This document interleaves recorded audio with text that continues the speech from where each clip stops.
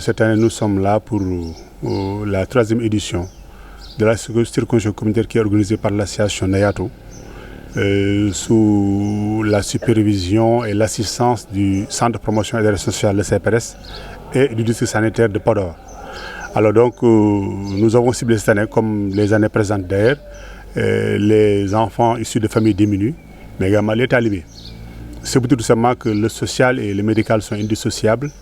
Les forces n'étant pas égales, sur le plan financier notamment, on a estimé utile de faire une sélection par rapport à ces couches-là pour les aider un peu à accéder à la circoncision qui pourrait coûter un peu cher pour certaines familles. Donc voilà, pour remercier l'association Nayato pour vraiment cette belle initiative. Et entre autres aspects, il n'y a pas que l'aspect sanitaire, il y a aussi d'autres volets sur lesquels l'association agit. C'est vraiment une vraie association de développement. Alors dans l'avenir, en termes de perspective bien sûr, nous comptons vraiment adresser une correspondance à la préfecture de Podor pour que ces activités soient intégrées dans les activités régaliennes du CDP, le comité départemental pour la protection de l'enfance. C'est ça. Ce sont des actes qui sont en tout cas offerts gratuitement aux populations de couches vulnérables, parce que vous savez que la circoncision est un acte vraiment qu'il faut accompagner. Donc dans ces zones-là, avec le contexte de vulnérabilité de certaines couches sociales. Aujourd'hui, donc, il est prévu de faire au minimum 120 actes. Donc c'est au moins 100 maisons, 100 ménages qui seront touchés par rapport à ces actes, donc en tout cas de haute portée.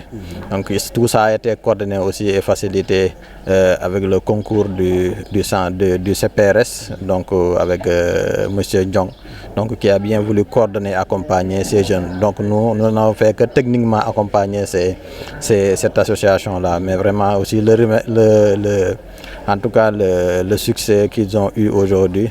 Donc je pense que c'est en grande partie par rapport à l'orientation et à l'accompagnement du CPRS avec les autres techniques. Donc, je suis venu aujourd'hui sur instruction du préfet du département, par Makhtar Diop, dans le cadre de la 3e édition de la circoncision initiée par Arena Nayato. Puisque comme vous le savez, cette période-là, très souvent, c'est une période de soudure, mois de août-septembre, c'est pas facile. Les poches sont un peu trouées. Donc si on a une association aussi consciente comme Arena Nayato qui entreprend ces mesures sociales de haute portée, l'autorité administrative ou l'autorité en tant que telle ne peut qu'apprécier, et Inch'Allah, nous de notre côté, nous allons les accompagner.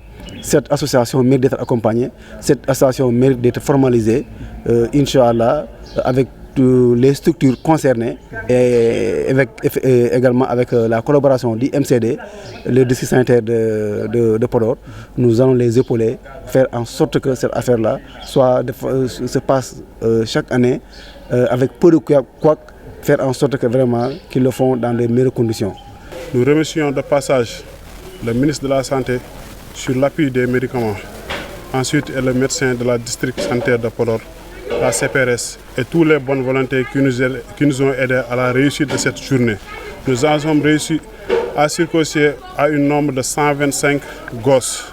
Ça a été un peu dur, mais grâce à nos braves qui sont ici, on a réussi à atteindre l'objectif de la journée. Nous lançons un appel à toutes les bonnes volontés. Nous en avons besoin.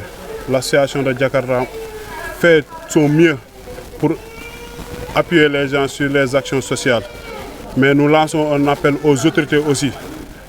Nous aimons leur voir à notre côté parce que le travail a été dur, le budget a été très cher, le budget a été un peu difficile.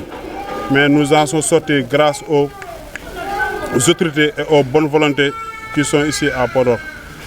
Nous lançons aux partenaires à venir nous aider à la réussite des jours des activités parce que le travail continue chaque jour pour Nayato.